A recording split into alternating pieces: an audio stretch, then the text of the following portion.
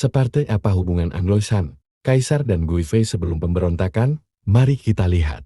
Sebelumnya subscribe dulu ya, agar tidak ketinggalan cerita lainnya. Di tahun-tahun awal kekuasaannya, Anloshan dipanggil ke istana sebagai jenderal muda yang sedang naik daun. Sementara itu, Yang Guifei sudah menjadi selir kesayangan Kaisar Xuanzong Anggun. Cerdas dan terkenal dengan bakat musiknya. Di aula terang istana Chang'an, Anloshan menunduk memberi hormat. Guifei hanya melihat sekilas, tapi nama jenderal dari perbatasan itu sudah sering ia dengar sebelumnya. Setelah pertemuan resmi itu, Guifei mendengar cerita tentang keluesan Anloshan di hadapan Kaisar, bagaimana ia bisa membuat Xuanzong tertawa, sesuatu yang jarang dilakukan pejabat lain. Guifei tersenyum kecil dalam hati.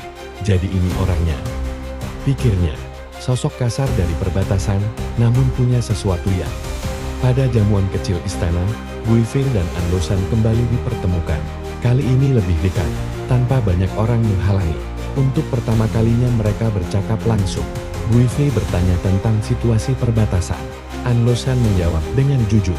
Diselipkan sedikit humor yang membuat Guifei tertawa tipis. Seiring waktu, Kaisar semakin sering memanggil Anloshan ke istana. Akibatnya, ia dan Guifei kerap berada dalam ruangan yang sama.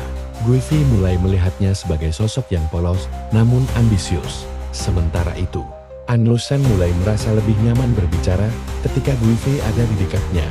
Pada perayaan besar istana, atas perintah Kaisar, Anloshan menampilkan tarian komedi ala bangsa utara. Semua yang hadir tertawa, termasuk Guifei. Di bawah cahaya lentera yang hangat, tepuk tangan Guifei terdengar paling jelas. Untuk sesaat, Anloshan merasa dirinya diterima, bahkan dipandang. Kaisar Xuanzong semakin sering tertawa setiap kali Anloshan hadir di istana. Guifei memperhatikan dari kejauhan hubungan antara Kaisar dan jenderal itu semakin akrab. Suatu hari Anloshan berpura-pura sakit demi mencari perhatian. Guifei memberinya ramuan hangat sambil tersenyum. Ia mulai memandang Anloshan seperti anak yang perlu dibimbing, bukan hanya jenderal.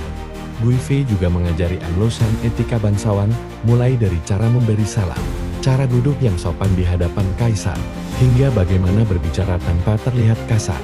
Ia membimbing dengan sabar, sementara Anloshan berusaha mengikuti meski sering canggung. Melihat Anloshan semakin sering berada di sisi Kaisar dan Guifei, para pejabat mulai curiga ada hubungan lain di balik keakraban itu. Mereka memperhatikan detail kecil tatapan yang terlalu hangat, perhatian yang tak biasa dan bisikan tentang kedekatan yang melampaui batas rasmi pun perlahan menyebar di antara para bangsawan istana. Untuk meredam bisikan para pejabat, Kaisar akhirnya menetapkan Anloshan sebagai anak angkat Guifei. Keputusan itu membuat kedekatan mereka tampak wajar di mata istana, sekaligus mengangkat posisi Anloshan tanpa memicu pertentangan terbuka. Setelah status itu diberikan, Anloshan kembali ke wilayah timur untuk mengurus pasukannya. Ia pergi dengan kehormatan baru, sementara tak ada yang menyadari bahwa kekuatan dan pengaruhnya di luar istana berkembang jauh lebih cepat dari yang dibayangkan. Di istana, laporan kecil tentang gerakan pasukan di timur mulai masuk, tetapi para pejabat menganggapnya sekadar penataan rutin. Tidak ada yang mengira bahwa di balik kehormatan baru yang diberikan kepadanya, Anloshan sedang memperluas kekuatan dengan kecepatan yang tak pernah diperhitungkan. Guifei tetap menjalani hari-harinya menemani Kaisar, percaya bahwa hubungan mereka dengan Anloshan berakhir pada kebaikan dan hormat. Ia tidak pernah membayangkan bahwa pria yang pernah ia bimbing justru menyimpan ambisi yang semakin tumbuh jauh dari pengawasannya. Di wilayah timur, Anloshan mengatur logistik, memperkuat benteng, dan menyatukan pasukan dari berbagai suku.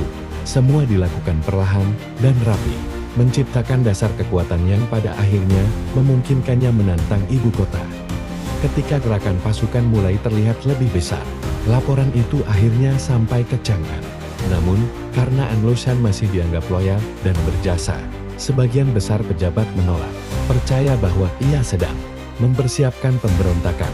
Hingga akhirnya, pada tahun 755, Anloshan menggerakkan puluhan ribu tentaranya menuju ibu kota. Gerakan itu menghapus semua keraguan. Pria yang dulu disambut hangat di istana kini muncul sebagai ancaman yang mengguncang fondasi dinasti Tang.